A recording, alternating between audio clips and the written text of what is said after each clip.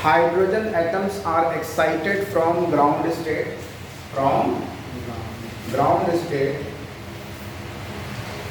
of the principal quantum number 4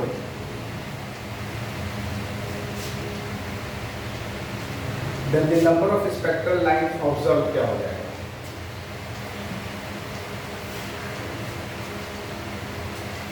ground state से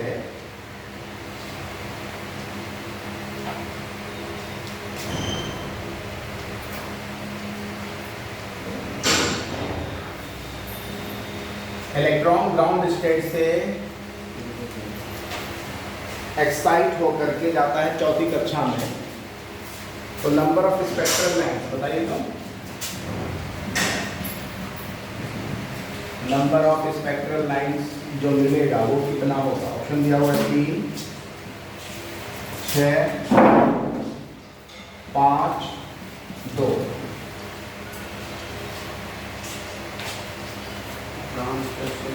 ground state से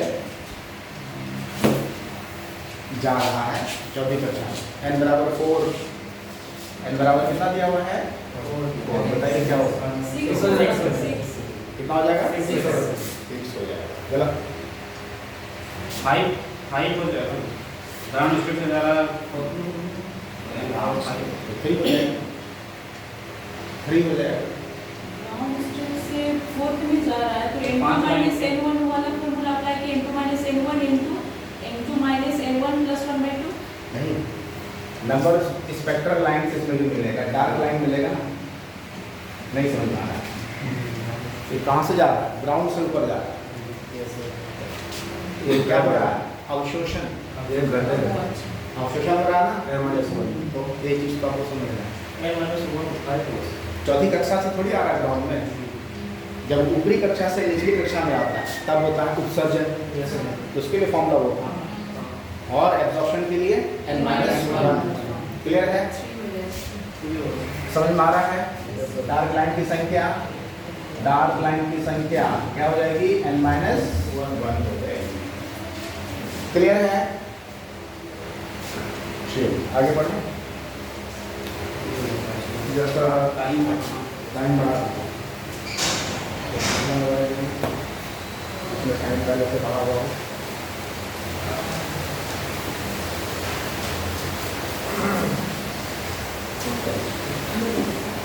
ये निकालना WhatsApp.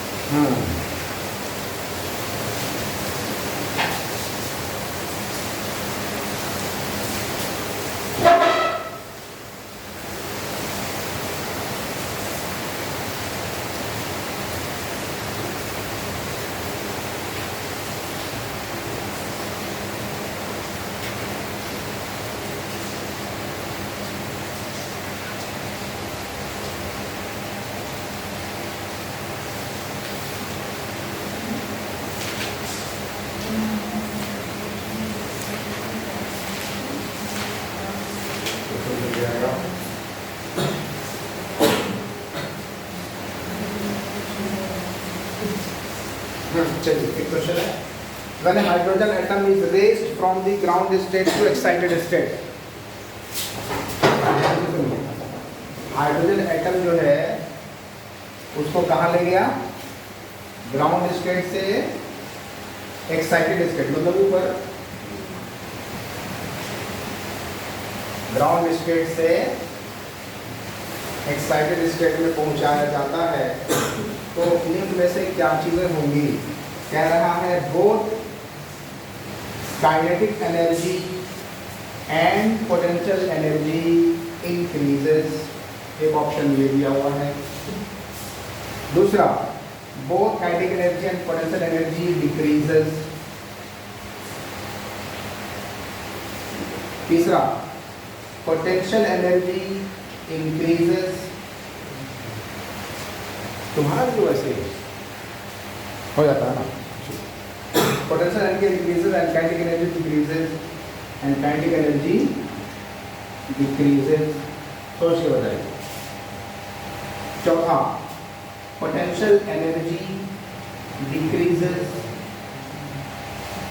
And kinetic energy increases.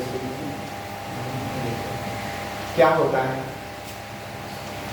Ground state से नीचे, अगर नीचे से ऊपर जाएगा तो क्या होगा? मान लीजिए ये न्यूक्लियस है, ग्राउंड स्टेट से ऊपर जाता है, यहाँ से इलेक्ट्रॉन जा रहा है ऊपर, ग्राउंड स्टेट से एक्साइटिंग स्टेट ऊपर की तरफ जा रहा है, तो क्या होगा?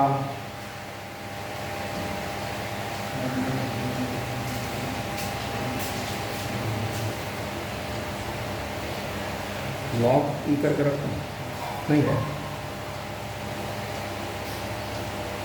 टाइमिंग बढ़ा दो। हाँ, सी होगा।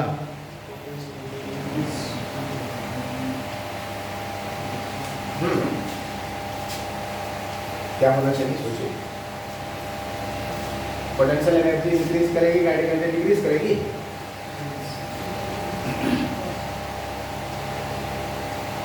सर ग्राउंड स्टेट से कोई भी अदर होगा ऊपर जाता है, ऊपर जाता है, ऊपर दिखा ग्राउंड स्टेट से एक्साइटेड स्टेट, एक्साइटेड किधर ऊपर होता है?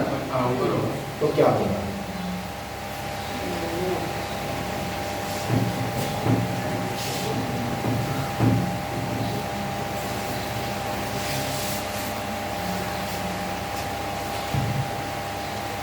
पोटेंशियल एनर्जी का फॉर्मूला क्या होता है?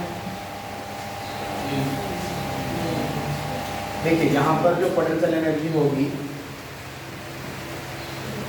और इलेक्ट्रॉन और न्यूक्लियस के बीच में यहाँ पोटेंशियल एनर्जी, और इलेक्ट्रॉन जब ऊपर चला जाएगा तो पोटेंशियल एनर्जी आर बढ़ेगा ना, बढ़ेगा कि नहीं बढ़ेगा? तो क्या हो रहा है? माइनस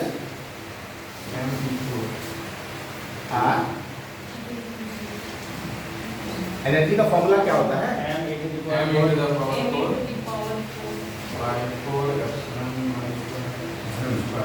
इसको ऐसे लिखें के Q1 Q2 divide by are square, ठीक है, डिवाइड बाई आर। आर क्या है यहाँ पर? डिस्टेंस है यहाँ पर, है ना? तो आर का मान अगर बढ़ेगा तो पोटेंशियल एनर्जी क्या हो जाएगी? घटेगी ना, घटेगी नहीं घटेगी? समझ में आ रहा है? लेकिन नेगेटिव में नेगेटिव में क्या हो जाएगा? नेगेटिव तो बढ़ जाएगा। बढ़ जाएगा, नहीं बढ़ेगा? नहीं समझे बात? आर की वैल्यू अगर हम बढ़ाएंगे, आर की वैल्यू अगर बढ़ाएंगे तो ये क्वांटिटी क्या हो जाएगा? बढ़ेगा ना, ठीक है। और जब नेगेटिव में रहेगा, जैसे मान लीजिए पहले था -1, बाद में हो गया -1, यही तो होगा। आर बढ़ने पर होगा कि नहीं होगा?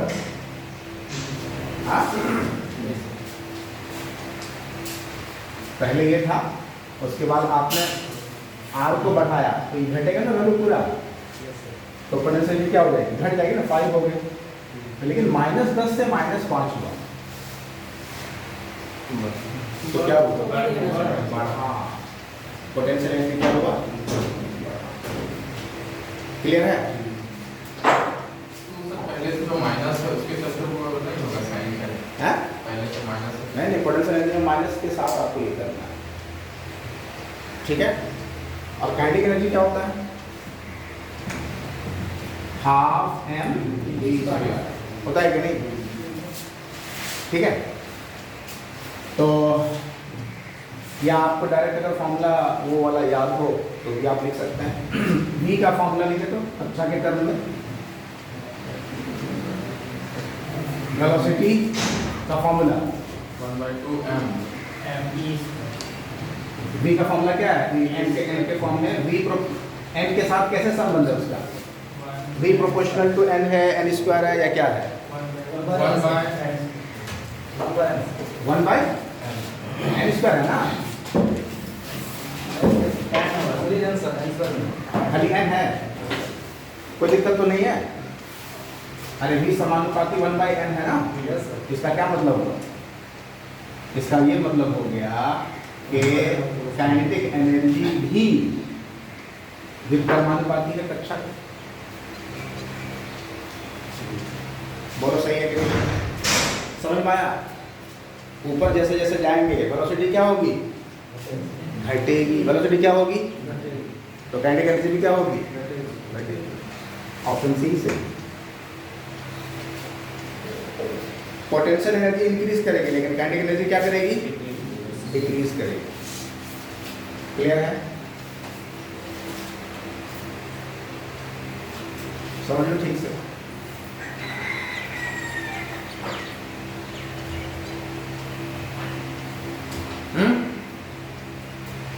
आगे बढ़े।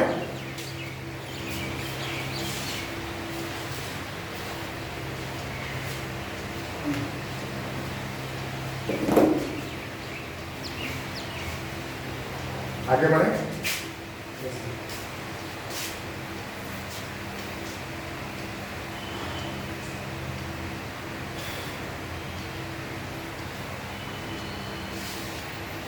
अच्छा,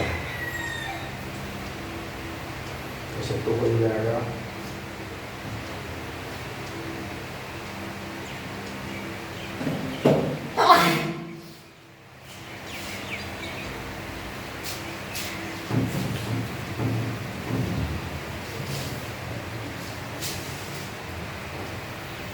क्वेश्चन है, consider an electron in nth orbit of hydrogen atom in Bohr model.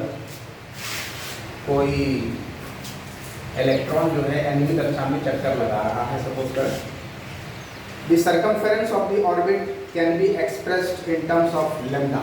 Circumference मतलब कि इसकी जो परिधि है, उस कक्षा की जो परिधि होगी वो क्या होगी? लैम्डा के रूप में। ऑप्शन आपको दिया हुआ है 0.529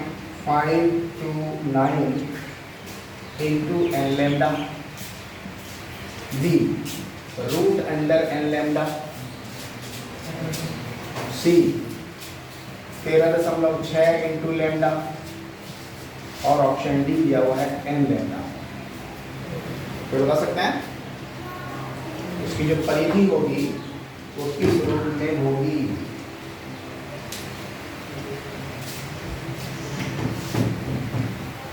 क्या कह रहा है क्वेश्चन में? हाइड्रोजन एटम के अंदर कोई इलेक्ट्रॉन एनवी कक्षा में चक्कर लगा रहा है, तो उसकी परिधि लैम्डा के रूप में किस तरह से रिलेट होगी, किस तरह से उसका संबंध होगा, ये क्वेश्चन।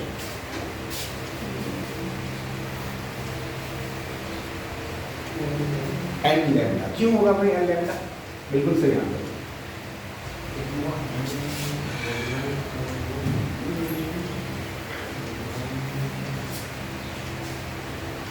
यही चीज़ हम लोग डिस्कस करेंगे अभी विजुअलाइजेशन जब पढ़ेंगे तो आइए।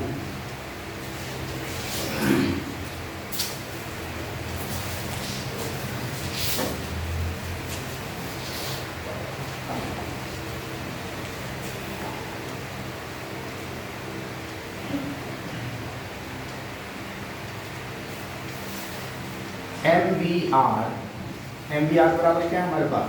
NH/2 है कि नहीं है? NH/2। देखिए यहाँ पर इसको लिख सकते हैं 2πr बराबर n इंटू h/mb। क्या सही है? देखो क्लियर है? ये क्या हो गई? परिधि। ठीक है। और ये आप देखिए h/mb, हम लोग अभी इसको हम लोग पढ़ने जा रहे थे, आज ही पढ़ते हैं, जिसको कहेंगे डी ब्रॉय लेवलेंथ h/p। mb क्या चीज़ है? मोमेंटम है ना।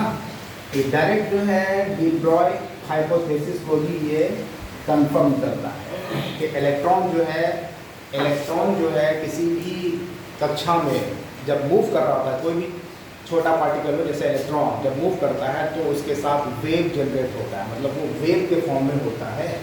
तो उस वेव का जो वेवलेंथ होता है वो h/p के बराबर होता है। हमारी बात समझ में? n into lambda. एक तो बोर ने इसको ये किया था और बाद में डी ब्रॉय ने भी इसको क्या कर दिया, सेटिस्फाई कर दिया कि इलेक्ट्रॉन जो है कक्षा के अंदर जो चक्कर लगाता है वो कैसे चक्कर लगाता है, इसको ऐसे समझिए, ये है मान लीजिए हाइड्रोजन एटम और ये इलेक्ट्रॉन ऐसे वेव के तरह, क्लियर है, इस तरह से मूव करता है। और जो परिधि होगी वो क्या हो जाएगी, n गुना वेवलेंथ के बराबर। और वेवलेंथ पूरा वेवलेंथ होगा, जैसे आप एग्जांपल के तौर पर वेवलेंथ कहाँ से कहाँ तक लेते हैं, क्रैश से क्रैश लेते हो ना, देखो तो 1 हुआ, 2 हुआ, 3 हुआ, 4 हुआ, 5 हुआ, 6 हुआ, 7 हुआ, 8 हुआ, 9 हुआ, 10 हुआ, n टाइम्स, इंटीजर टाइम्स, समझ रहे ना, पूर्ण संख्या, क्लियर है।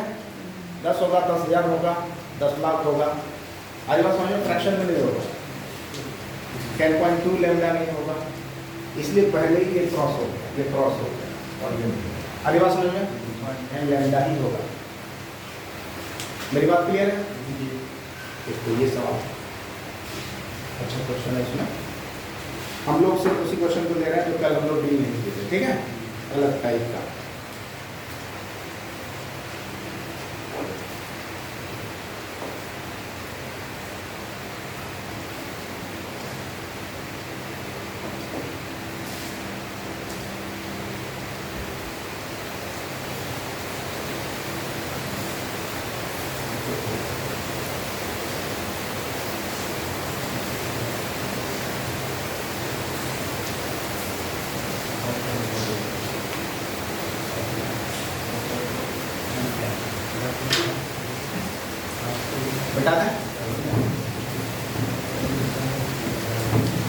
क्वेश्चन नंबर 4 कह रहा है, क्वेश्चन नंबर 4 कह रहा है the ionization potential of helium atom, helium atom का जो आयनीकरण विभव है, आयनीकरण विभव, इसका मान दिया हुआ है 24.6 वोल्ट, क्लियर है।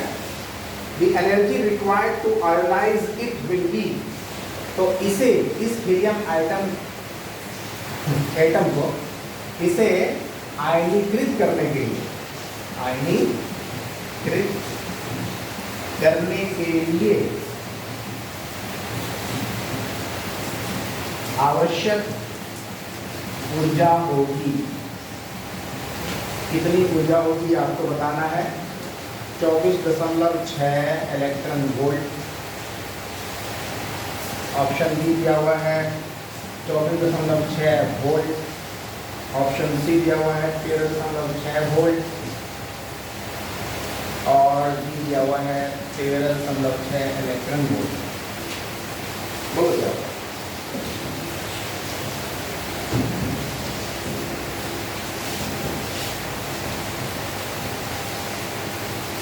कल बताया था ना, कल बात किया था ना, आयनीकरण विभव, आयनीकरण ऊर्जा, हाँ किसे कहते हैं? 24.6 होगा क्या क्या 24.6 वोल्ट। और बताइए, और कोई बताएंगे? क्वेश्चन क्या कह रहा है, हीलियम एटम को का जो आयनीकरण विभव है वो 24.6 वोल्ट है, तो उसको आयनीकृत करने के लिए, अरे आयनीकरण किसको कहते हैं, एटम इलेक्ट्रॉन निकालना है ना, कंप्लीटली निकाल देना, ठीक है, तब ना आयन बनेगा वो। हाँ, तो उसको ऐसा करने के लिए कितनी एनर्जी चाहिए होगी? सबसे पहले ऑप्शन, ये तुम्हारा गलत है, ऑप्शन बी, ऑप्शन सी भी गलत है। पूछ रहा है मैं ऊर्जा और ये मात्रक क्या वोल्ट, कैसे हो जाएगा? अरे बात समझ में, सबसे पहले तो दोनों छड़ गया, इसका भी ध्यान रखें, कंपटीशन में ABCD का भी ध्यान रखना है, समझ रहे हैं ना, छोटी छोटी बातें हैं लेकिन आपको ये दिमाग में रखना होगा, वोल्ट कैसे हो जाएगा, ऊर्जा पूछा है। अब रही बात ए और डी में कौन सा आंसर होगा, बोलिए क्या होगा? ए होगा, क्लियर है? वो तो नहीं होता है ना, फॉर्मूला बताया था कल, B बराबर E बटा Q, W बटा Q फंडामेंटल फॉर्मूला होता है ना। ये कितना दिया हुआ? 24.6 वोल्ट बराबर W निकालना है और E क्या है, इलेक्ट्रॉन है, ठीक है। ये वोल्ट है ना यहाँ पर, कितनी एनर्जी चाहिए ना, 24.6 इलेक्ट्रॉन वोल्ट, सिंपल, क्लियर है एकदम।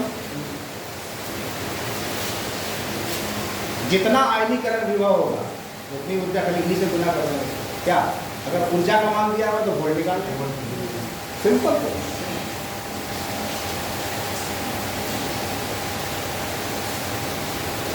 चलिए एक और क्वेश्चन, क्वेश्चन नंबर 5, सिंपल ही है लेकिन देखते आप बना पाते हैं।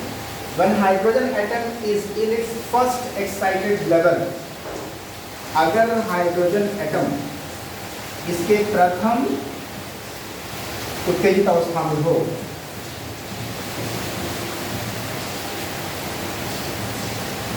कहां पर है, प्रथम उत्तेजित अवस्था में है, तो इसकी त्रिज्या, इसकी जो रेडियस है वो क्या होगी, ऑप्शन दिया हुआ है 4 times its ground state radius,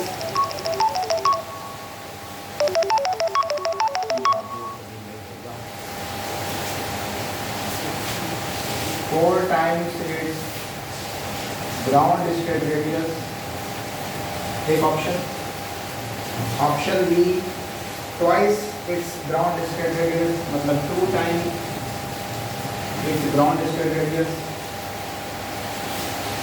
option C same as ground state radius, D half of ground state radius। Question समझ में आया कि नहीं आया?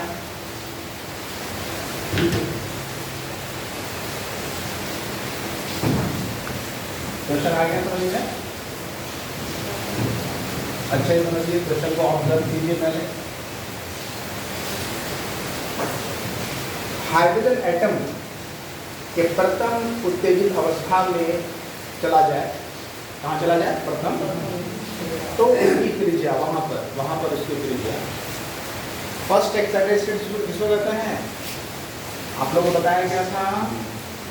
फर्स्ट एक्साइटेड स्टेट किसको कहते हैं, ग्राउंड स्टेट तो बना हो गया, दूसरी कक्षा को बोलेंगे फर्स्ट एक्साइटेड स्टेट, तीसरी कक्षा को बोलेंगे सेकंड एक्साइटेड स्टेट, क्लियर है ना? हाँ, ये है प्रथम उत्तेजित अवस्था और ये क्या है, द्वितीय उत्तेजन अवस्था, जो भी, क्लियर है? हाँ, तो क्वेश्चन आप समझ में आया? 4 टाइम्स, सिंपल है क्वेश्चन, 4 टाइम्स हो जाएगा, 4 टाइम्स। फॉर्मूला के आधार पर n बराबर 2 तो क्या होता है, आर स्क्वायर नीचे होता है कि नहीं होता है, सॉरी आर स्क्वायर होना है ना,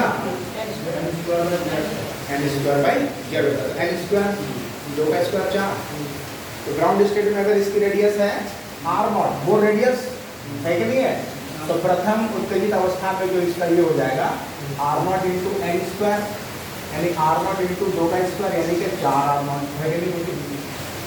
और इसका रेडियस का फॉर्मूला होगा 0.53 इंटू n स्क्वायर, हाँ, रेडियस का फॉर्मूला क्या होता है, 0.53 इंटू n स्क्वायर। ये फॉर्मूला आपको याद रखना है, यानी ये फॉर्मूला देखिए, ग्राउंड स्टेट का रेडियस हो गया, ये फॉर्मूला आपको रट लेना है किसी भी एटम के लिए, किसी भी कक्षा के लिए, है कि नहीं बताइए? अगर यही सवाल आपसे किया जाए हीलियम के लिए, कर सकते हैं ना, Z बराबर 2 पुट करेंगे, लिथियम के लिए पुट कर देंगे, जो भी होगा, तीसरी कक्षा, चौथी कक्षा, जो भी कक्षा है, जो भी एटम है, हम उसको कंपेयर कर सकते हैं इस तरह से, क्लियर? आगे बढ़े, चलिए ये भी हो जाएगा।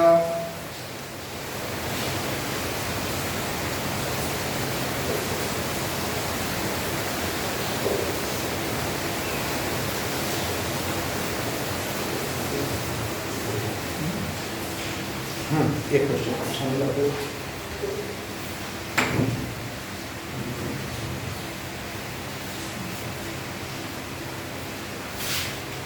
Question number 6, if an electron in an hydrogen atom jumps from orbit Ni बराबर 3 state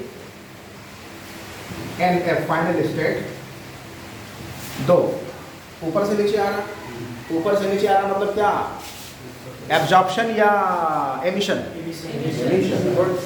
the frequency of the emitted radiation. तो आवृत्ति जो है एमिटेड रेडिएशन की क्या होगी, आवृत्ति को भी से डिनोट कर रहा है, ठीक है ना, ऐप से भी कर सकते हो, ऑप्शन में दिया हुआ है आवृत्ति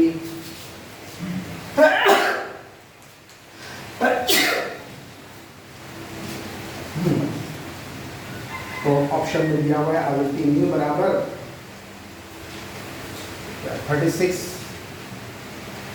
सी बटे पाई बार, ऑप्शन बी न्यू बराबर सी आर बटा 6, डी में दिया हुआ है न्यू बराबर 5 RC बटा 36 और ऑप्शन डी में है न्यू बराबर 6C बटा R।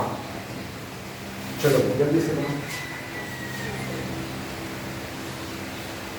क्वेश्चन को छांटने का तरीका ये देखो, C बटा R C R दो तो ऐसे छटेगा, या तो CR वाला सही होगा या C बटे R वाला सही होगा, है कि नहीं है। मैंने बोला क्या फॉर्मूला कैसे निकालेंगे,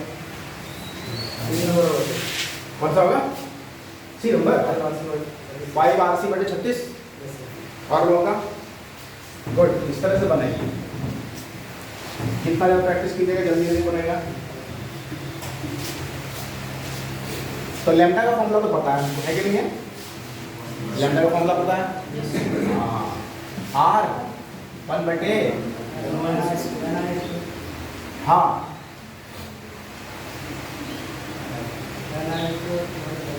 तो 2 का स्क्वायर माइनस 1/3 का स्क्वायर, सही है ना। जंप करना है जहाँ से जहाँ वो दे देंगे। उसके बाद क्या है, सी से मल्टीप्लाई करते फ्रीक्वेंसी आ जाएगा सी बाई लैम्डा, यही ना फ्रीक्वेंसी हुआ कि नहीं हुआ, न्यू बराबर सी बाई लैम्डा, यहाँ से सी गुना करना पड़ेगा। तो एक तो ये हो गया कि ये कटा और ये कटा, है कि नहीं है। अब सिर्फ ये दोनों आंसर रह सकता, ठीक है। मेरे ख्याल से बहुत ज़्यादा सॉल्व नहीं भी करेगा तो भी आठवां ऑप्शन ये मान है कि नहीं। तो थोड़ा सा कॉमन सेंस भी लगाना, हम उतना सॉल्व करेंगे तो 1/6 आने का चांस है क्या, नहीं है। क्या आने का चांस है, 5। ठीक है, थोड़ा सा गणित भी अगर दिमाग में रहेगा तो टाइम बचेगा इसी वजह से।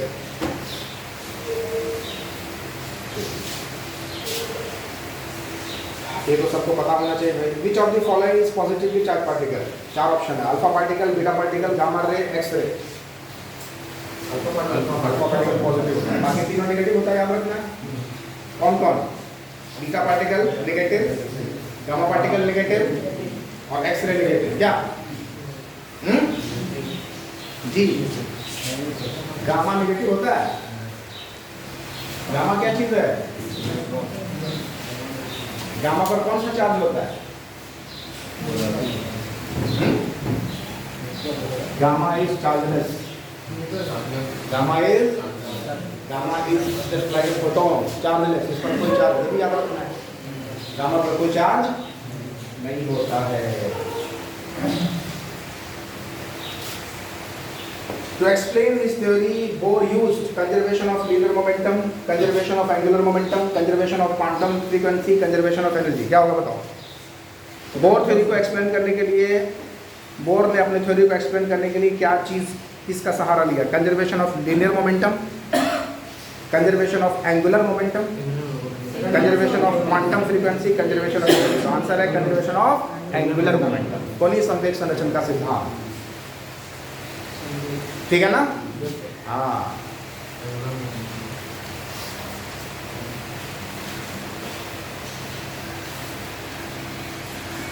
तो हो जाएगा, फ्रीक्वेंसी रेंज तो निकाल ही सकते हैं।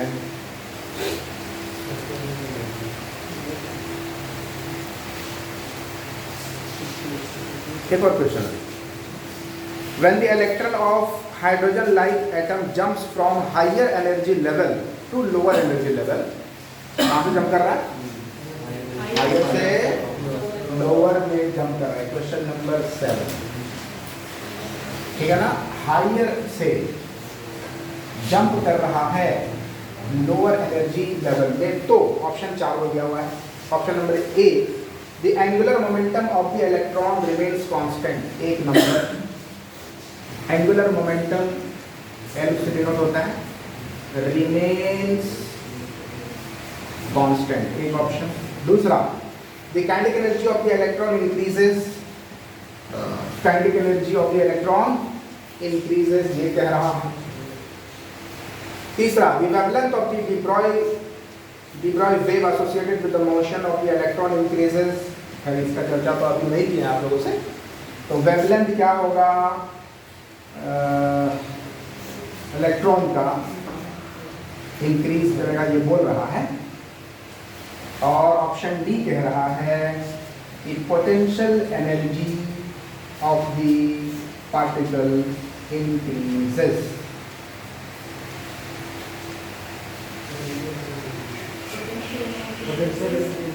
हायर से लोअर की तरफ जाएगा तो पोटेंशियल एनर्जी क्या करेगा, क्या होगा, डिक्रीज करेगा, इंक्रीज करेगा, अभी पीछे क्या देखें, इंक्रीज कर रहा था ना। नीचे से ऊपर गए तो ऊपर से नीचे आएंगे तो कहेगा ना, गलत ना, ऊपर से नीचे आ रहा है क्या, काइनेटिक एनर्जी, सोचो काइनेटिक एनर्जी क्या होगा, इंक्रीज होगा, अच्छा देखा था ना, काइनेटिक एनर्जी इंक्रीज करेगा, सिंपल सी बात है। करेगा नहीं करेगा, इनवर्सली प्रोपोर्शनल टू रेडियस, ये तुम्हारा क्या है, रेडियस ना, वेलोसिटी जो है इनवर्सली प्रोपोर्शनल टू n है, तो n घटा तो v बढ़ा, v बढ़ा तो काइनेटिक एनर्जी बढ़ गया। क्लियर है, क्लियर है, ओके। इसके बारे में चर्चा हम लोग करेंगे बाद में, तो नहीं इसमें तो समझने के बाद ये तो सेम क्वेश्चन रिपीट हो गया। पीछे जो क्वेश्चन था काइनेटिक एनर्जी डिक्रीज कर रहा था, ऊपर जाने पर तो नीचे आने पर नहीं इंक्रीज कर जाएगा, सिंपल।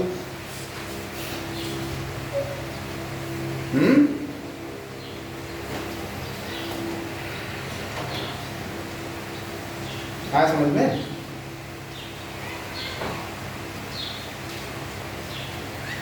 बार बार हम कह रहे हैं कि जितना भी क्वेश्चन फॉर्मूला आपको इस तरह से ब्रैकेट के अंदर डाल करके कोष्ठक में बंद करके दिए है ना, सबको अच्छे से मार्कर पेन से लाल गोली से लिख करके वाइट पेपर में चार्ट में सजा करके लिख लीजिए और चिपका दिए स्टेटमेंट में। इसके अलावा दूसरा रास्ता नहीं है, समझ रहे हैं ना। दिन भर में एक बार नज़र पड़ेगा तो कॉम्पिटिशन तक याद रहेगा, ठीक है। ये सबसे इफेक्टिव वे है फॉर्मूला को याद रखने का, क्योंकि आप कुछ कर रहे हैं, आपका ब्रेन कुछ और कर रहा है, यहाँ पर कई तरह का मैप बनता है, समझ रहे हैं ना। हाँ, आप खाते पीते भी देख रहे हैं, ब्रेन अपना काम कर रहा है, ठीक है। तो ये एक इफेक्टिव चीज़ है, इसको ध्यान में रखिए। चैप्टर वाइज कर लीजिए तो और अच्छा है। आजकल तो ऑनलाइन भी मिलता है, शायद आप उसको खरीद भी सकते हैं, ठीक है। अलग अलग कलर में इसलिए कह रहे हैं क्योंकि वो मतलब कि दिखना भी चाहिए कौन सा क्या है, क्योंकि आप सब जानते हैं, लेकिन कंपटीशन में क्या होता है, कैलकुलेशन करेंगे ना, एन का क्या फॉर्मूला होता है, लेकिन आप बैठे थ्योरी लिखने जाइएगा तो आप किसी को पढ़ा भी दीजिएगा, निकाल सकते हैं, सब कुछ डिराइव कर सकते हैं, लेकिन उतना टाइम होता है वहाँ तो डायरेक्ट फॉर्मूला वाला, ठीक है।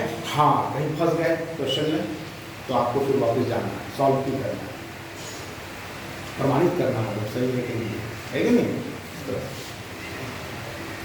तो लोअर टू हायर एनर्जी का पोटेंशियल डिक्रीज होगा ना, डिक्रीज होगा जी।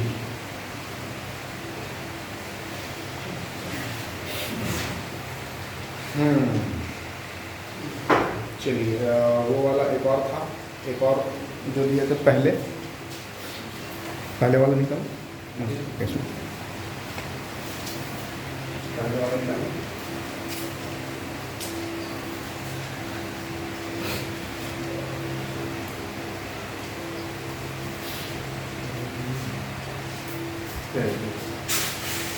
ठीक है।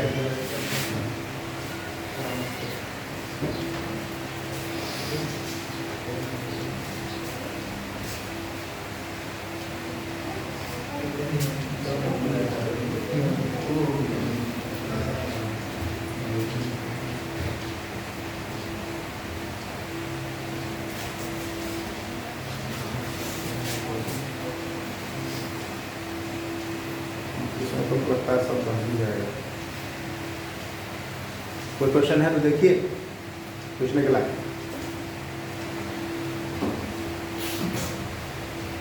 सर इसमें क्या sir out of the following is one is not a possible energy? कौन सा पहले वाला क्वेश्चन? पहले वाला में कौन सा बोलिए तो question? Out of the following, out of the following. अच्छा देखिए, out of the following which one is not a possible energy for a photon to be emitted by hydrogen atom according to Bohr atomic model? बताओ भाई। ठीक है, बहुत अच्छा सवाल है। एनर्जी हर कक्षा की फिक्स है, स्पेसिफाइड होनी चाहिए और वो एनर्जी दी जाएगी यहाँ से। एनर्जी का फॉर्मूला क्या है आपके पास? 13.6 Z square by N square है क्या? जेड स्क्वायर में Z square by N square है, ठीक है ना? तो बात हो रही है हाइड्रोजन की। चलो भाई ये बंद हो गया, ठीक है। अब कौन कौन सी एनर्जी पॉसिबल है? एन बराबर 1 पुट करो तो 13.6, 2 पुट करो तो आ जाएगा नंबर, 3 पुट करो फिक्स आ जाएगा, 4 पुट करो फिक्स आ जाएगा। देखो कौन सा छांटने वाला है। तो मेरे ख्याल से आपको चेक करना पड़ेगा। 2 3 4 नहीं आ रहा सर। कौन नहीं आ रहा है? 4 नहीं आ रहा। 4 नहीं आ रहा है ना? वही हो जाएगा, this energy is not possible. 2 और 3 नहीं आ रहा sir. Not a possible energy for a photon to be emitted by hydrogen atom according to Bohr atomic model.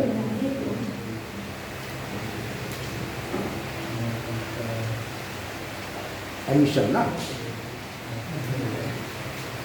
अच्छा E1 का मान बता दो जल्दी जल्दी। 13.6।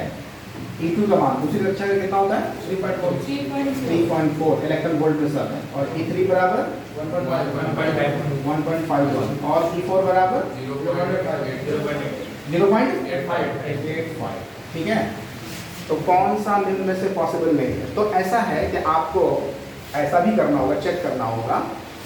जब इलेक्ट्रॉन जंप करेगा, मान लीजिए चौथी कक्षा से पहली कक्षा, तो एनर्जी का डिफरेंस कितना एनर्जी का निकाल सकता है ना? ये भी पॉसिबल माइनस करते जाओ, ये भी पॉसिबल माइनस करते जाओ, ठीक है ना? ये भी पॉसिबल माइनस करते जाओ, ये भी पॉसिबल माइनस करते जाओ, ये भी पॉसिबल माइनस करते जाओ। समझ में आ रहा है क्या कह रहा है? जैसे एग्जांपल के तौर पर इलेक्ट्रॉन जंप किया E2 से E1, ठीक है ना? या क्या करें E3 से E1 कर देते हैं, हो सकता है ना? नहीं हो सकता है? या E4 से E2 हो सकता है कि नहीं हो सकता है? E4 से चौथी कक्षा से दूसरी में आ गया, जिसको हम लोग कहते हैं कौन सा सीरीज? बाल्मर सीरीज है ना? जो भी ये एनर्जी का डिफरेंस कितना आ गया देखो तो E4 से E2, तो 3.4 में घटा रहे हैं 0.85। इस क्वेश्चन को सॉल्व करने का तरीका बता रहे हैं। 10 में 5 गया 5, यहाँ पे कितना बचा?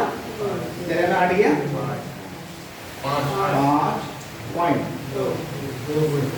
ये पॉसिबल है, हालांकि इसमें तुझे नहीं दिया हुआ है, तो इस तरह से चेक कर सकते हैं तो कौन पॉसिबल है कौन नॉट पॉसिबल है, चेक करना होगा। सर ऑप्शन में कौन है? ऑप्शन नंबर 4 नहीं है। ऑप्शन में कौन सा होगा चेक करो ना। सर ऑप्शन नंबर 4 नहीं है। ऑप्शन नंबर 4 नहीं है। 4 नहीं होगा। कितना आता है उसमें? 11 जो आएगा मेरा, 11 जो आएगा वो इसमें इसको माइनस करो ना, मतलब कि E3 में E1 को माइनस करो। E3 को E1 में माइनस करो, उसके करीब पहुंचेगा, उसके करीब पहुंचेगा सर। हाँ E4 में C3 कर दीजिए। नहीं ये 13.6 है ना ये। E4 में C3 E1 minus E3 E4 minus E1 करिए तब भी नहीं आएगा, ठीक है। E4 में सबको E1 से ही कनेक्ट करना पड़ेगा, क्योंकि यहाँ पर अगर आपको 11.1 को चेक करना है तो क्या कोई तो है जो नहीं होगा। ये तो बनाए थे, हाँ ये बनाए थे। बनाए थे।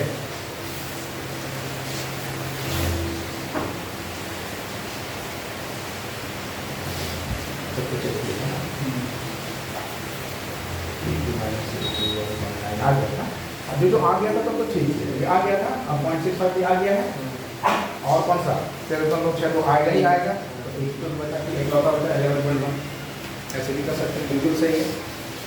जैसे इन्होंने किया तो 13.6 तो है, ये तो है ही, इन्फिनिटी से आएगा तो 13.6 इलेक्ट्रॉन वोल्ट होगा ना उसका।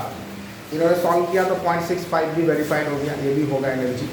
1.9 इलेक्ट्रॉन वोल्ट भी है, तो 11.1 इलेक्ट्रॉन वोल्ट इसमें ऑप्शन नहीं। समझ में आया? कोई जरूरी यही क्वेश्चन रहेगा भाई, इस तरह का और भी रहेगा, आपको तो सॉल्व करना पड़ेगा, चेक करना होगा। हाँ चलिए, बहुत मुश्किल नहीं होता है, आसानी दिया जाता है, ठीक है। डिस्टेंस ऑफ क्लोज सर्कल्स को निकाल लीजिए थे। और कोई क्वेश्चन है?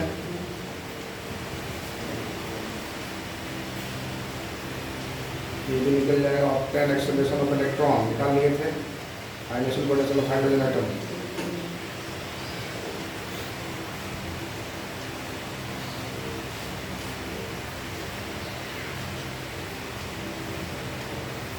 सब तो बन गया।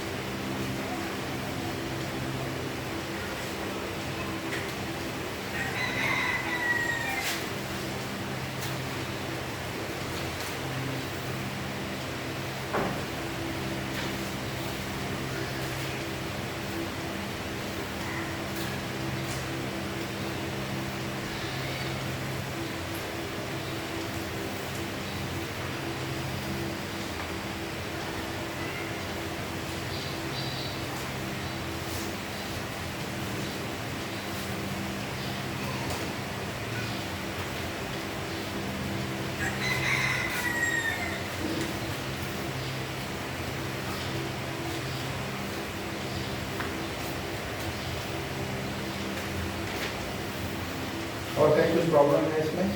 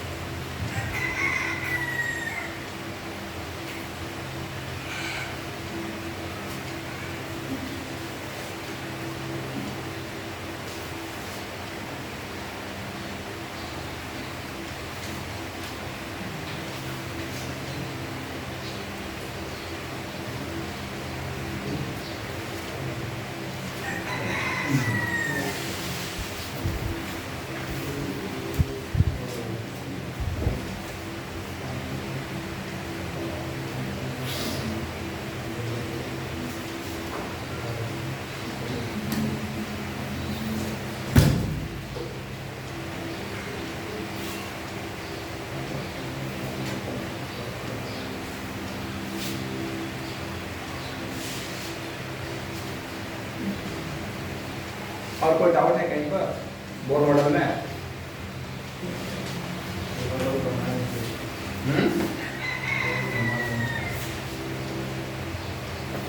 जितना क्वेश्चन हो गया ना हर हम लोगों ने देख ही लिया है लगभग।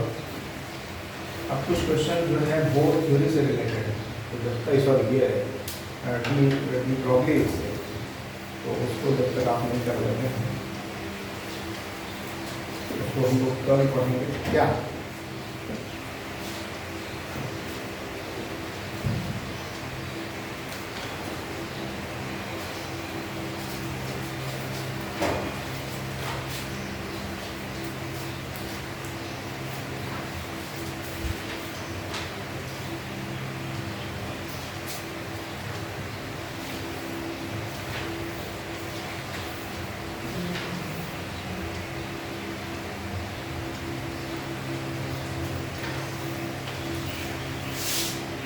और कुछ क्वेश्चन करना है?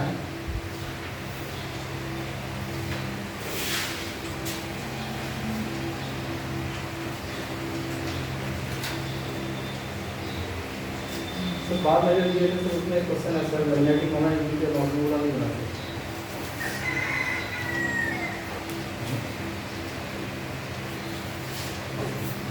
Magnetic moment? Yes sir. हाँ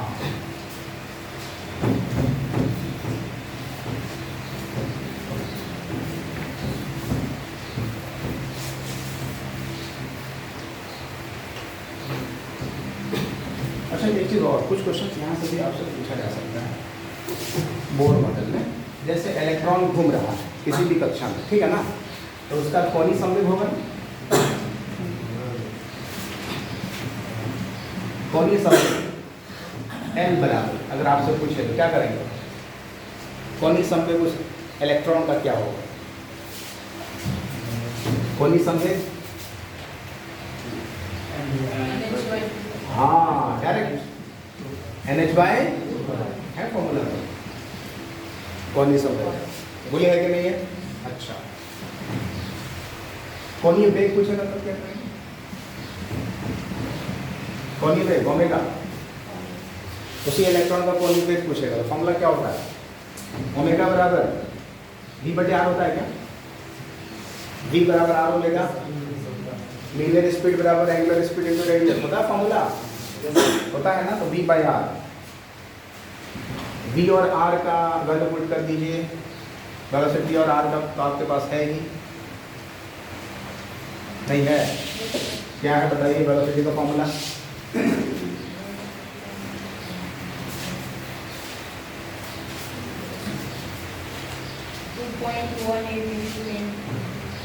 अभी के तो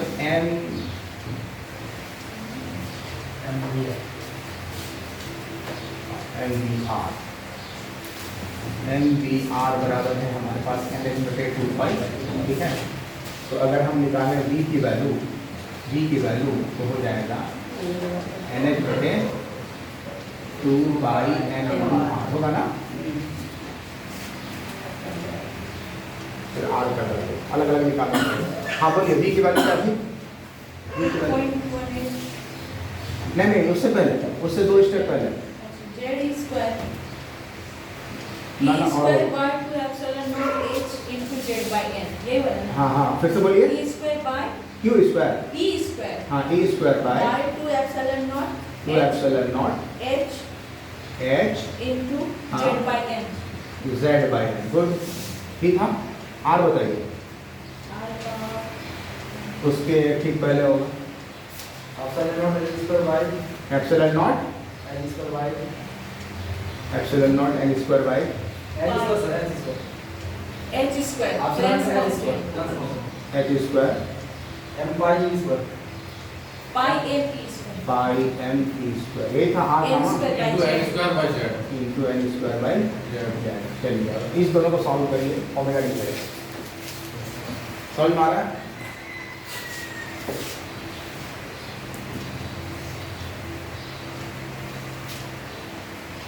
फॉर्मूला सही वैल्यू पुट किए हैं ना? Yes, sir। बस कुछ नहीं, जो भी आएगा वो आपका रिलेशन होगा।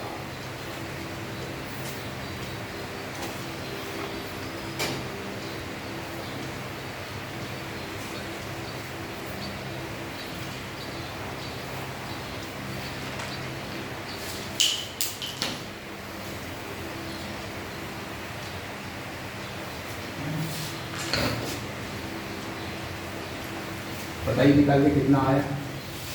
किसी से हमसे पूछ सकता है आवर्तकाल। आवर्तकाल समझना है, इलेक्ट्रॉन जब चक्कर लगा रहा है तो किसी भी कक्षा में चक्कर लगाने में कितना समय लगेगा, ठीक है। तो आवर्तकाल T बराबर क्या हो जाएगा, T बराबर क्या हो जाएगा, समय बराबर दूरी बटे 4,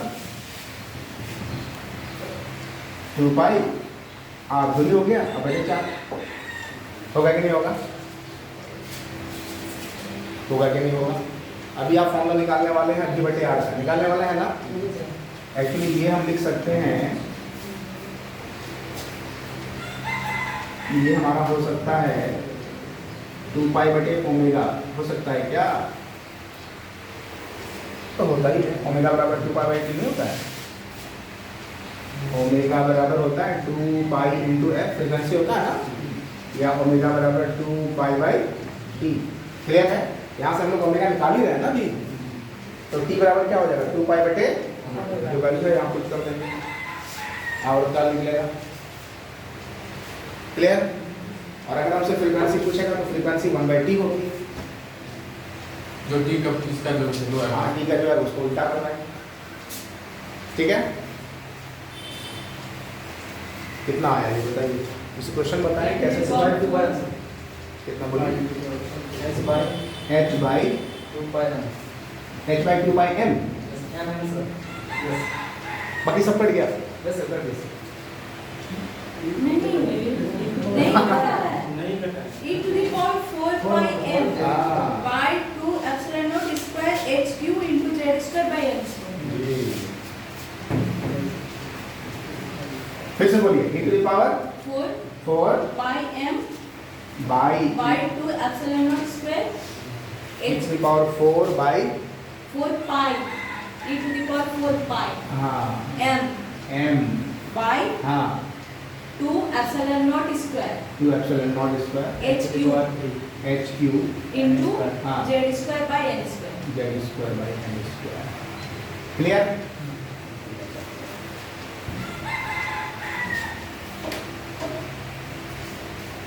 ओके,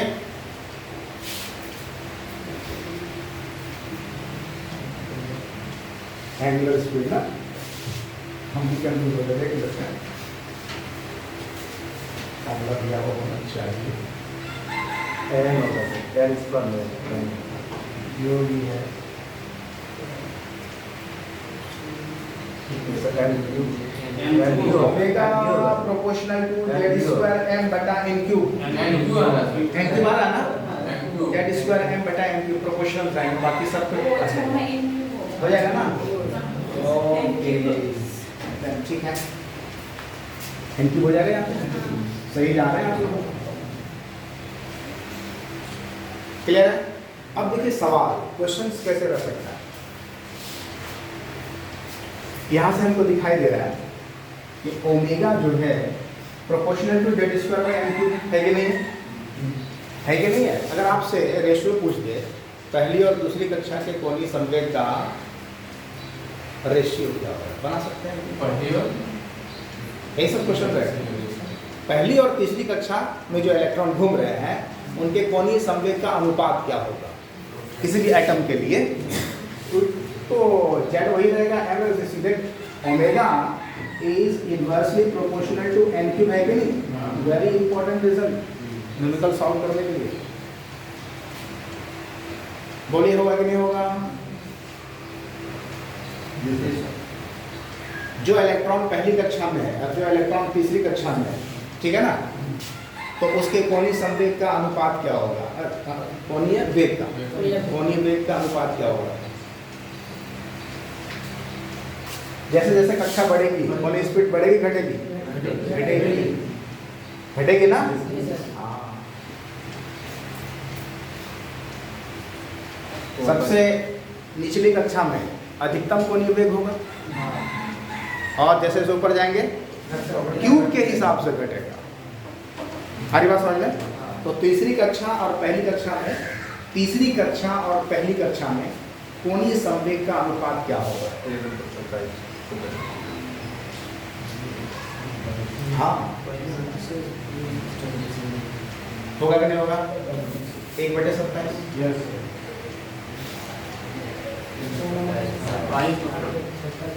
हाँ, क्वेश्चन के हिसाब से आपको देना है। पहली कक्षा और ग्राउंड स्टेट, सॉरी पहली कक्षा और तीसरी कक्षा। तो पहली कक्षा में और तीसरी कक्षा में, पहली कक्षा बटे तीसरी कक्षा तो 27/27। तीसरी कक्षा क्वेश्चन में रहेगा, तीसरी कक्षा और पहली कक्षा में कोणीय वेग का अनुपात क्या होगा?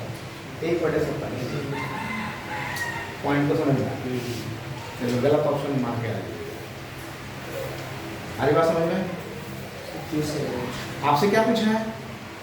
अगर पूछा है तीसरी कक्षा और पहली कक्षा तो कम बटे ज्यादा, 1/27। पहली कक्षा और तीसरी कक्षा तो ज्यादा बटे कम, ऐसे करना होगा ना? हाँ, ध्यान रखना। क्लियर है? क्या आवर्तकाल निकाल सकते हैं? उसी तरह से वैल्यूज पुट कर लीजिए, निकल जाएगा सारा का सारा। उल्टा कर दो, r/d को उल्टा करो, 2π गुना होगा, निकाल लो, हस्कत मत करो। आवर्तकाल यहाँ पर है m3/z²m। m भी दिया हुआ, एक्चुअली m जो है मास ऑफ इलेक्ट्रॉन है। तो ये t निकालने के बाद ये प्रोपोर्शनल टू हो रहा है n3/z²। n3 कहाँ पर इलेक्ट्रॉन ज्यादा समय लेगा घूमने में? निचली कक्षा में, ऊपरी कक्षा में? ऊपरी कक्षा में। जैसी बात है, ठीक है। अलग अलग कक्षा में समय अलग अलग होगा इलेक्ट्रॉन का। उसी तरह से फ्रीक्वेंसी निकालेंगे तो भी निकल जाएगा। फ्रीक्वेंसी, आवृत्ति, वहाँ क्या लिखेंगे? ऊपर वाला, ये ऊपर वाला, ये वाला एंगुलर मोमेंटम, ये हो गया एंगुलर स्पीड, ये हो गया टाइम पीरियड, ठीक है ना? और ये क्या बात कर रहे थे? आवृत्ति, फ्रीक्वेंसी। फ्रीक्वेंसी जिसको हम लोग f से डिनोट कर रहे हैं या u से डिनोट कर रहे हैं, तो फ्रीक्वेंसी क्या हो जाएगी? इनवर्सली प्रोपोर्शनल टू z² बटे n³ होगा कि नहीं होगा? एंगुलर फ्रीक्वेंसी हो या सिंपली फ्रीक्वेंसी हो, दोनों के लिए सेम है कि नहीं है? समझ पा रहे हैं?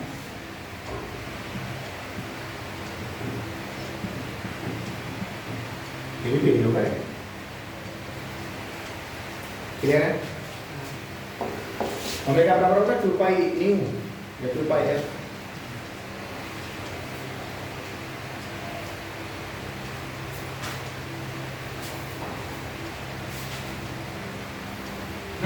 एक चीज और है जो आप बात कर रहे थे, मैग्नेटिक मोमेंट कर रहे थे ना?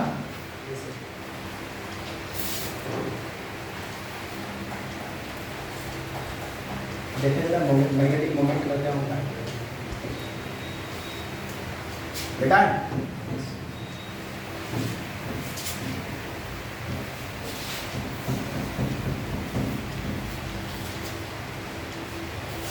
हेडिंग डालिए मैग्नेटिक मोमेंट।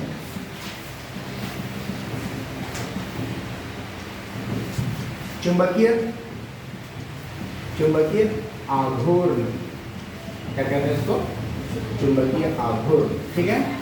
चुंबकीय आघूर्ण को डिनोट किया जाता है m से भी करते हैं, u से भी करते हैं, कहीं कहीं टाउ से भी किया जाता है। यहाँ पर कैपिटल M से किया है, चलो तो हम लोग u से कर लेते हैं। मैग्नेटिक मोमेंट, ठीक है ना? तो ये होता है किसी भी करंट कैरिंग लूप है, मान लो ये करंट इसमें I है, ये लूप है, तो उसके लिए जो फॉर्मूला होता है वो होता है I × A होता है। याद रखना है, फंडामेंटल फॉर्मूला, लूप में बहने वाली धारा गुना उसका क्षेत्रफल। क्लियर? तो अगर हम इसको ले जाए वहां पर ऑर्बिट में, तो ऑर्बिट में इलेक्ट्रॉन घूमने की वजह से करंट जरूर बन रहा होगा, है कि नहीं है? इलेक्ट्रॉन कहीं भी मूव करे तो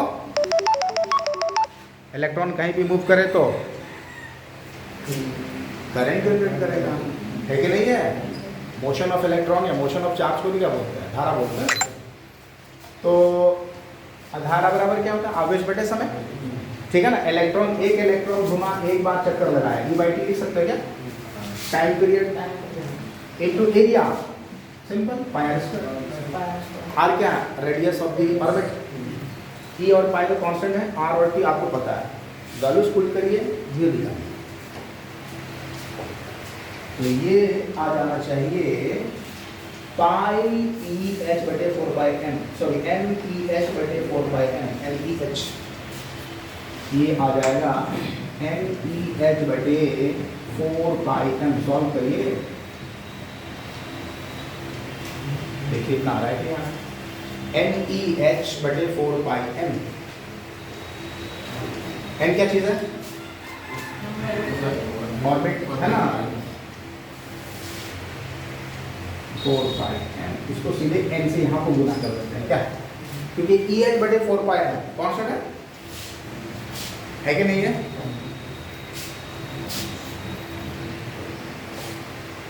तो magnetic moment directly proportional to क्या,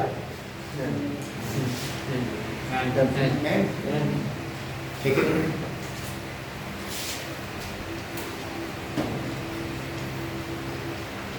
सॉल्व करिए, देखिए आ रहा है कितना आ रहा है, इसमें डायरेक्ट वैल्यू लिख दिया है।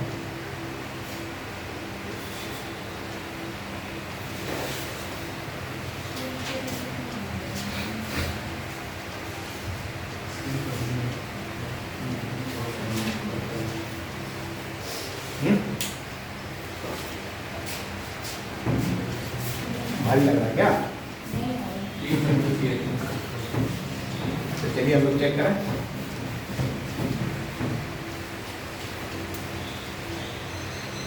आर स्क्वायर बटे टी करते हैं, T into pi R square by T, यही है ना, यही ना हमारा है ये, T into pi. R radius का फॉर्मूला बताओ, तो टी का सब नहीं पुट करेंगे, हाँ टी का वैल्यू पुट करें, टी का वैल्यू तो नहीं पुट करें। आर का वैल्यू बताइए, epsilon naught H square pi M T square N square. Okay चलो, टी का मान बताओ। टी एक्चुअली ये निकाले थे, टी बराबर क्या होता है, 2 पाई बटे ओमेगा, ओमेगा निकाल चुके थे ना, तो टी बराबर 2 पाई बटे ओमेगा, ओमेगा ऊपर ले जाए, ओमेगा ऊपर ले जाए,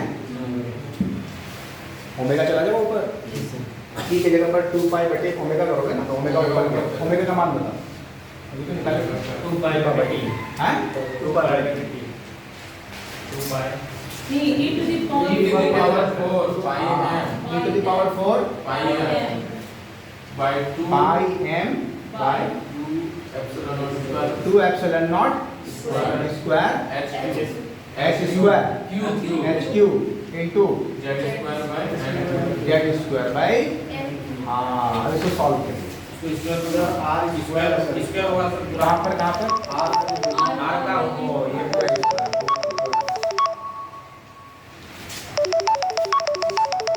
कॉल रिसीव कर लेते हैं।